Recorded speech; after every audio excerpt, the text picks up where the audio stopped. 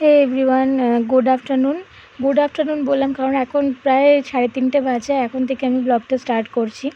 তো দেখো আমাদের এখানে বাড়িতে আলু ছুলছে সবাই। কেন ছুলছে জানো? আমাদের আজকে পিকনিক আছে। আর কি উপলক্ষে? কারণ আমাদের আজকে এখানে শীতল পান্তা। গত বছরও তোমরা দেখেছো খিচুড়ি হয়েছিল, আর এই বছর উদ্যোগ নেওয়া হয়েছে ফ্রাইড রাইস আর আলুর দম হবে। পুজো হতে হতে 8টা বেজে গেছিলো। তারপর দেখো আমাদের এখানে রান্নাও বসে পড়েছে।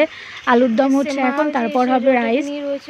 তো গত বছর আমরা করেছিলাম পাড়ার কয়েকজন মিলে, কারণ রাতে যেহেতু পুজো হয়ে যাওয়ার পর সবার বাড়িতে রান্না করতে হয়, তার আগে তো উনুন ধরানো যাবে না। তো সবাই মিলে আর কি এই দিনে একসাথে আর কি খাওয়া দাওয়া করি। 2 বছর হলো এই নিয়ে, গত বছর থেকে স্টার্ট হয়েছে। তো বেশ ভালো লাগে, একটা পিকনিকের মতন একটা আয়োজন হয়ে যায়, বেশ ভালোই লাগে। তো গত বছর আমি এই সময় প্রেগনেন্ট ছিলাম, আর এই বছর আমার ছেলে হয়ে গেছে। তো দেখো সবার খাওয়া হয়ে গেছে, এখন লাস্টে মামিরা খেতে বসেছে।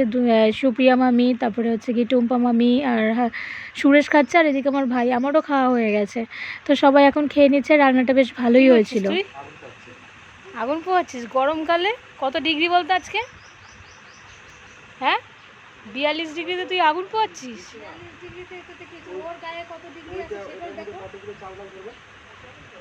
জিও